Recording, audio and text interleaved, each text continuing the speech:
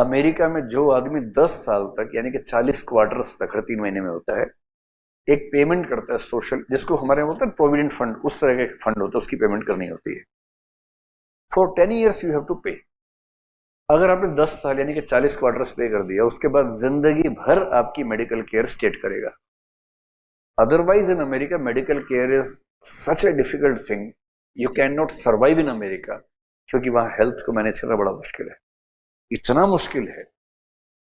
मतलब मैं अभी रिसेंटली गया तो मैंने कई लोगों से बात की, तो एक आदमी बोला, एक लड़की थी, वो रिसर्चर थी, पोस्ट डॉक कर रही थी मिशिगन यूनिवर्सिटी में, उसने बताया कि मेरे दांत में दर्द हुआ, तो मैंने डॉक्टर की अपॉइंटमेंट ली, 3 महीने बाद की मिली। ये अमेरिका की बात कर रहा हूँ, दुनिया के सबसे शानदार देश की बात कर रहा हूँ। भारत के दांत में दर्द हुआ, उठे चले गए, डॉक्टर साहब देखो जरा, कह रहे हाँ बैठो बैठो, देखा, ठीक कर दिया, निकाल भी दिया, हो गया।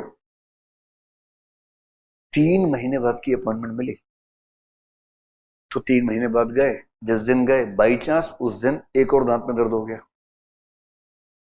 तो जाके उसने कहा दिखाने के बाद कि डॉक्टर साहब इसमें भी दर्द है। उसने कहा sorry, you have to take another appointment for this tooth. बोले क्यों? आई एम सॉरी, वो मेडिकल सिस्टम ऐसा है। अब 3 महीने बाद दूसरे दांत के लिए जाना है आपको अपॉइंटमेंट लेके। तो अमेरिका में आजकल लोग क्या करते हैं आपको अंदाजा है? They fly to Mexico, get the treatment and come back, ये सस्ता पड़ता है। तो हर सोसाइटी की दिक्कतें हैं, but if you have paid the amount for 10 years consecutively, then everything will be taken care of by the society, by the state.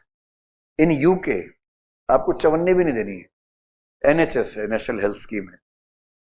If you are a British citizen, आपके पैदा होने के समय से मरने के समय तक सारी health facilities free of cost state देता है आपको।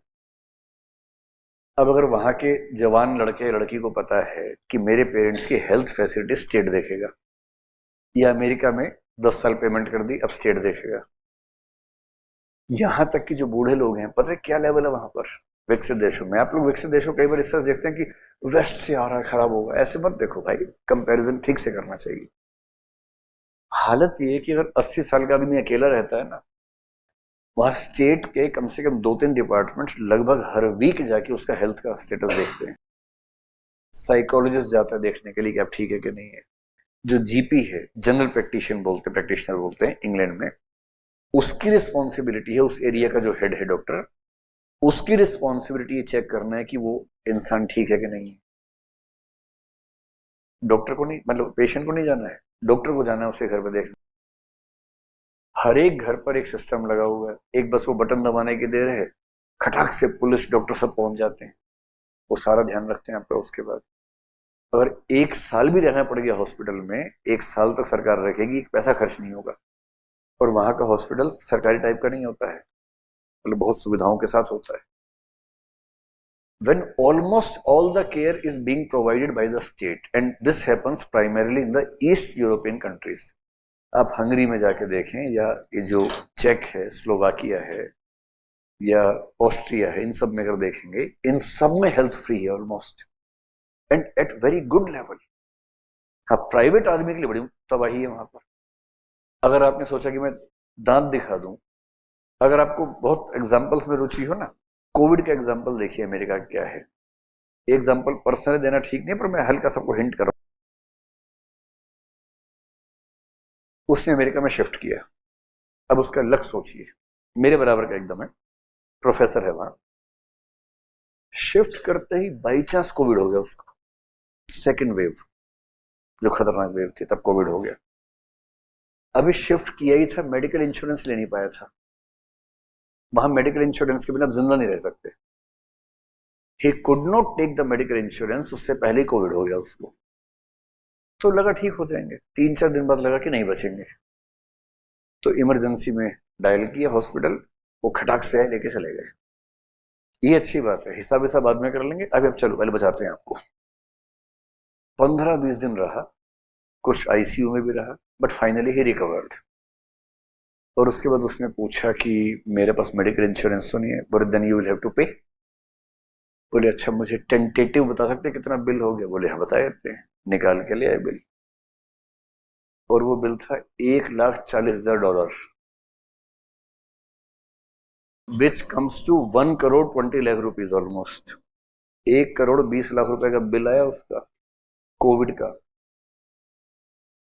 समझ रहे हैं, ये अमेरिका है। तो इसने कहा ये बताओ कि ये तो मैं जिंदगी में पे नहीं कर पाऊंगा, तो मुझे छोड़ोगे नहीं छोड़ोगे आप लोग यहां से? या तो रख लो यही, बर्तन धोना कुछ करना, मैं क्या क्या अब मैं कहा, इतने पैसे कहां से दूंगा भाई? तो बोले नहीं आप चिंता मत कीजिए, we have many solutions, so if you don't have the money, installments will be made for you and you have to pay gradually. जिसका मोटा मोटा मतलब था कि अगले 15 साल तक पेमेंट करनी होगी कोविड के बदले। अब वो बेचारा डिप्रेशन के नजदीक पहुंच गया कि ये क्या तबाही हो गई यार, अभी तो आया ही था और उधार चढ़ गई 1.25 करोड़ रुपए की अभी से। लेकिन भला हो जो बाइडेन का, उसी समय बने थे प्रेसिडेंट अमेरिका के, कोविड सेकेंड वेव से कुछ पहले बने थे। इतने में एक स्कीम आ गई, और स्कीम ये आ गई कि any patient, any American who does not have the medical insurance and if he gets COVID and gets admitted to the hospital, all the bills will be paid by the federal government.